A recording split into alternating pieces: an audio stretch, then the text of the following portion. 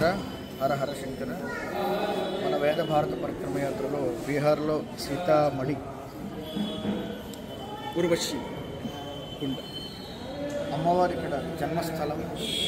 అయితే అయోధ్యలో ఎలాగైతే రాముడు జన్మస్థలం ఉందో సీతాదేవి యొక్క జన్మస్థలం అయినటువంటి. అయితే కొంచెం బాధాకరమైన విషయం ఏంటంటే తెలిసిందే కదా, ఎక్కడికి వెళ్ళినా సరే మన తాలూకా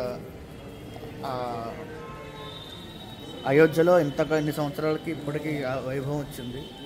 ఇక్కడ కూడా మరలా ఆ విధంగా రావాలి. ఎందుకనంటే అంత పెద్దగా నిర్మాణం కానీ దీనికి అంత వ్యవస్థ కానీ పెద్దగా లేదు. చుట్టూ ఎక్కడ పడితే అక్కడ మొత్తం గుడి నానుకొని ఉంటారు కదా, మరకలో ఇల్లులు కట్టేస్తున్నారు. చూడండి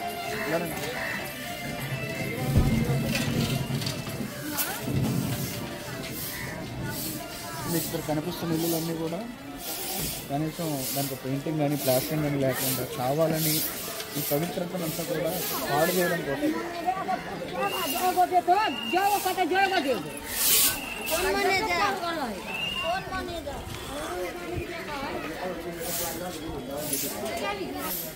చూడండి ఈ సులభ కాంప్లెక్స్ పెట్టింది. ఇది గుడి, ఇది అమ్మవారు ఇక్కడ జన్మించినటువంటి స్థలం. ఇది అంటే భూగర్భంలో ఆమె జనక మహారాజు గారికి లభ్యమైనటువంటి ప్రదేశం. పక్కన సులభ కాంప్లెక్స్. ఈ మొదటి నుంచి ఆ చివరి వరకు గుడి నానుకొని 786 వాళ్ళందరూ కలిసి ఇల్లులు ఎలా కట్టుకొని ఆక్రమించుకున్నారు. చూడండి పోనా ఇల్లులైనా శుభ్రంగా కట్టుకున్నారా అంటే దానికి కనీసం అందచందం లేకుండా దీని పవిత్రతను పాడు చేయడం కోసం ఎలా చేస్తారో చూడండి. ఈ పొలం అనుకుంటున్నారా? అప్పుడు కాలం నుంచి ఇప్పటి వరకు సీతమ్మవారు ఇక్కడ జన్మించారు అని చెప్పి కొంచెం మట్టి కొంచెం అందరూ పట్టుకెళ్ళిపోయి మొత్తం దీన్ని ఒక పొయ్యి చేసేసి ఇది ఆఖరికి చెరువులో నిండి ఇది ఒక కోనేరులా తయారైంది. అది మంచి విషయం. అది మరి ఏ విషయం నాకు అర్థం కావట్లేదు.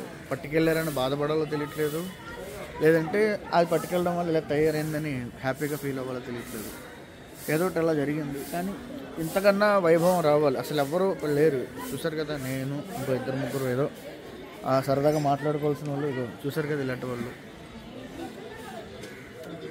తప్ప సరైనటువంటి వాళ్ళు ఎవరు కూడా ఇక్కడికి వచ్చి ఈ ఆలయ వైభవాన్ని పెంచేవాళ్ళు ఎవరు లేరు.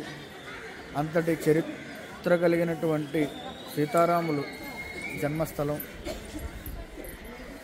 ఏదో అప్పుడప్పుడు రావడం, ఏదో అందరూ వస్తున్నారు వెళ్తున్నారు అంత అన్నట్టు తప్ప కనీసం పైన ఒక ఆచ్ఛాదన కానీ గుడి కానీ ఏం లేదు. ఇక్కడ ఎవరో ఒక అతను మహంతే అని ఉన్నారట. అది చూసారా, ఆయన ఇల్లు ఎలా ఉందో. ఆయన ఇల్లు అది. ఆయనే దీని పరిరక్షకుడుగా ఉండి అందాక చూస్తున్నారు ఈ దేవాలయాన్ని. మనం కూడా ప్రముఖ క్షేత్రాలే కాకుండా ఇటువంటి క్షేత్రాలని కూడా అప్పుడప్పుడు ఈ పక్క వచ్చినప్పుడు ఖచ్చితంగా దర్శనం చేసుకోవాల్సినటువంటి ప్రదేశం. ఇక్కడికి రావాలి. ఎందుకంటే ఎంతో చరిత్ర ఉన్నటువంటివి మనం మర్చిపోకూడదు. ఒకసారి వచ్చి దాన్ని చూడాలి, 10 మందికి తెలియజేయాలి.